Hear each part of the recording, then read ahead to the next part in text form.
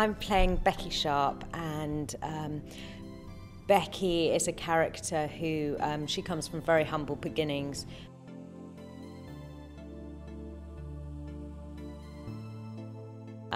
She manages to spend a couple of years from the age of 17 at Miss Pinkerton's Academy, where she meets Amelia.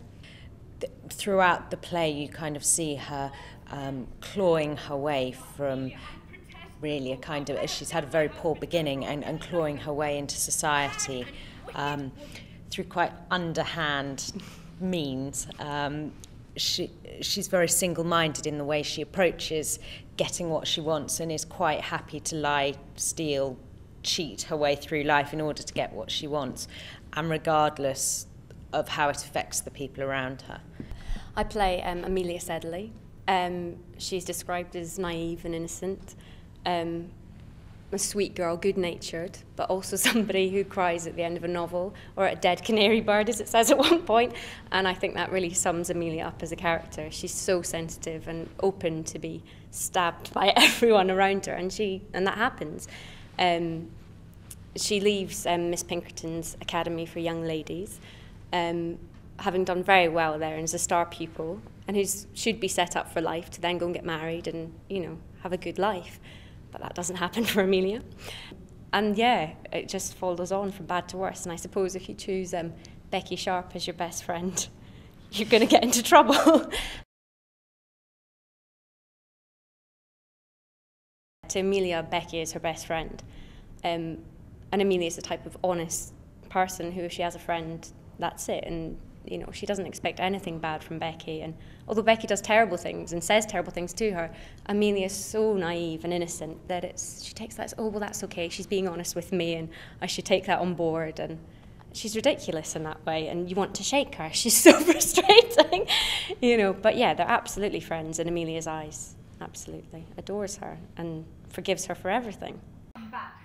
Becky describes her in the play as dull and insipid. I think Amelia is her only friend, really, and the only person who kind of is completely loyal, cares for her kind of throughout the whole journey. And I don't think Becky deliberately goes out to hurt her. I think it's just that she gets in the way when Becky wants something. And Becky equally, I think, can recognise in Amelia qualities that she doesn't have herself. She doesn't necessarily think highly of the qualities, but she can recognise the difference, and that is what society would see as good. And Becky would, I'm sure, would describe her as her best friend. Thanks.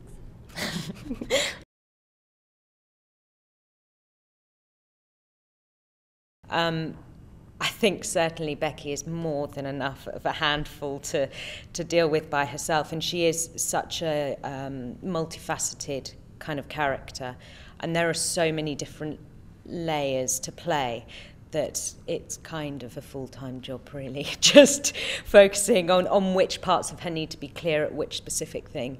And also there's so much narration going on in the play for everybody. You have to be very specific about what is narration, what is story, and make sure that that's really clear to the audience.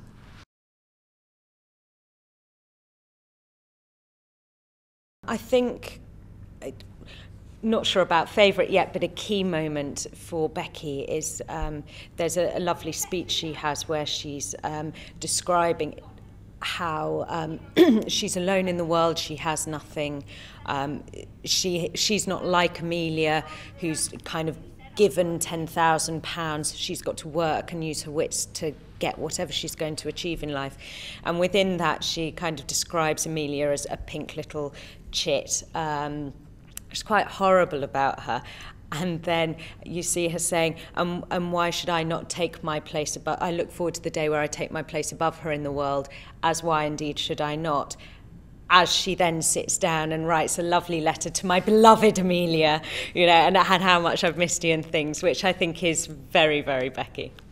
There's a beautiful moment that I think definitely sums up Amelia beautifully, is she's with George at Vauxhall Gardens, and she hasn't seen him in a while, and he hasn't been visiting her, and she confronts him about that in a way and says, you know, I haven't seen you in a while and want to spend time together here. And he says, oh, hang it, Emmy. I'm so sorry. I know, I'll buy you one of those paper monkeys. and true Amelia fashion says, oh, George, you're so kind. I mean, that to me is Amelia, and I constantly go back to that moment and think, that is the character, you know. Simple things please her. So, yeah.